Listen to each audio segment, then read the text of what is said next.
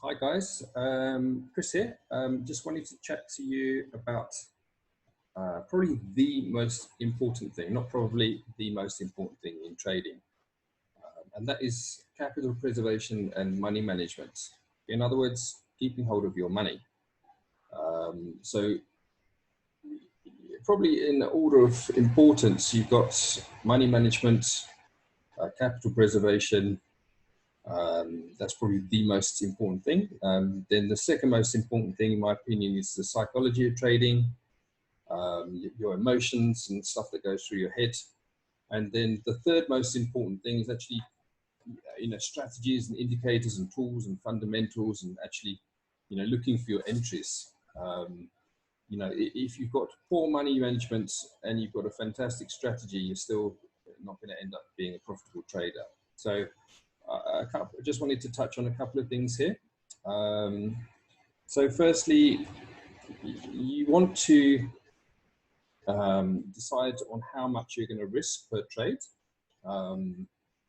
So we recommend, at least when you get started, to not risk more than 1% of your account per trade. I guess, obviously everybody has got a different risk tolerance. So for some of you might like to risk 2% per trade. Others, possibly 3%. I would say 3% would be the absolute maximum that I would recommend for anybody to go to. When it goes above that, then you're kind of going more into the gambling type territory, and that's not really what we want to achieve. So yeah, 99% of the traders out there, they worry too much about their entries. They've got no real kind of money management, and they don't know how to manage their money properly. So the first thing that we want to do is decide on a risk. So let's base it on a 1% risk. So 1% of what? It's going to be obviously 1% of your account size. And then you also need to look at how much you're wanting to make from that trade. So that's the risk there. The 1% is the risk. Just type that in. Then you've obviously got your potential reward. So now the golden rule is never ever risk more than you're likely to make. So you want to try and have the reward at least twice as much of the risk. So in this example, if the risk is set at 1%, then you look to gain a reward of at least 2%. So what does that mean? It means that if you have a series of 10 trades, then you've got, maybe you win there, lose, lose, lose, win, win, lose, lose, win, lose. Okay, so you can see here, out of those 10 trades, I've won 1, 2, 3, 4, and I've lost 1, 2, 3, 4, 5, 6. I've actually lost more trades than I've won. But remember, for those ones that I've lost 1%. So then you can, if I do a quick auto sum, so I've lost 6%. And for the ones that I've won, made 2%. Okay, so out of those 10 trades, I've lost 6 and I've won 4. And you can see I've lost 6%, but I'm up 8%. So basically on aggregate, I've made a profit. If I do 8, take away 6. Okay, there's my profit here. So I may have lost more trades than I won, but given the right money management and risk to reward ratio, you can see my profit is now up to 2%. So it's not so much the amount of trades that you win, as to, I always say to people, the amount of trades out of 10 that you win is really irrelevant. It's more your money management and your risk to reward strategies that's going to get you where you need to go.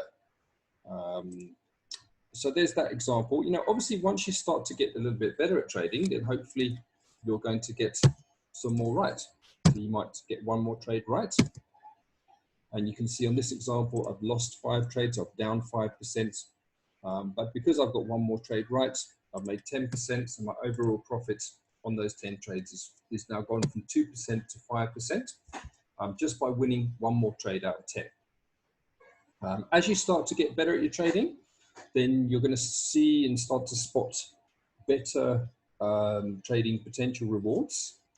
So you might well find that you've got one or two of those trades where you actually, instead of winning 2%, maybe you win 2.5, 2.5, and you make one that's 3, and the rest are 2. So again, now my profit's gone up to 7%. But I'm still only winning 5 out of 10. But I mean, if you're able to do that, then you're definitely a very good, profitable trader. Then another thing I wanted to share with you guys is just something I normally do this on the course, for those of you that do the course with me.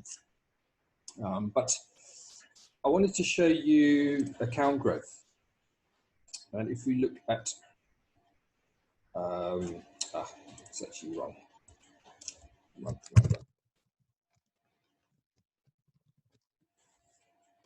Okay, so if you start off with an account of, say, for example, let's make this 4,000 Rand, which is approximately a $300 account, although it's probably a bit more now.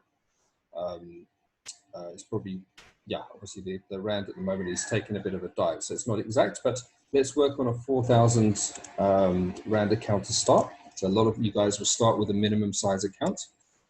And, you know, we want you guys to basically work on a 2% growth per week as a realistic, achievable goal. So that equals around about 10% per month. So if I just do the maths there. So if you see on month 1, now my account size has gone from 4,000, and after a month's trading, it's now 4,400. So I've made a profit of 400 Rand. So you can see, obviously, you know, I always explain, you're not going to retire on that amount. So let's just bring it forward. 1, 2, 3, 4, and then 5 months.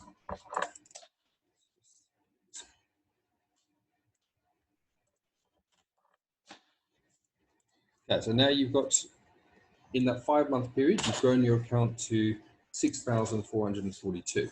So then you can see you've made a profit of 2,442 Rand.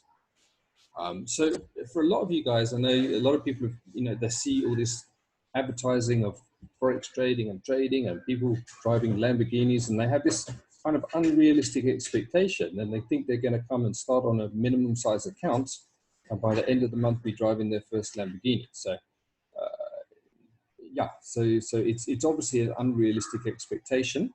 So people tend to over-expect or have an unrealistic expectation of what they can achieve in a smaller amount of time. But I just wanted to show you guys, if you consistently achieve this on a monthly basis and over the period of 5 years, then that's what your account would look like. That's 1.217 million Rand. Okay, so that's just from obviously compounding, not withdrawing any of the funds. I'm not suggesting that you will do this necessarily, but I'm just, the illustration that I wanted to show you is that people drastically overestimate what they can achieve in a small amount of time. So they think they're going to achieve their first million in the first year. And then what happens is that when they don't achieve this and they're thinking, well, look, it's hardly worth me even trading, then they quit. But what they don't understand is if they'd have just kept going over the period of 5 years, then your account is going to look very, very different if you're able to achieve this. So the reason I like to show people is just to keep you guys on track. You know, if your trading is going a little bit tough, or you're finding yourself, you know, thinking it's slow going, you know, just do the projections and just see in 5 years' time where you could be. And hopefully that will help one or two of you just keep on track and just, as I say, to become successful. So give me a shout if you need any help with anything. You know where I am. You guys, I think most of you got my email. If not, you can just phone in or send us a message or come on the chat room, and then we're here to help. Thanks, guys.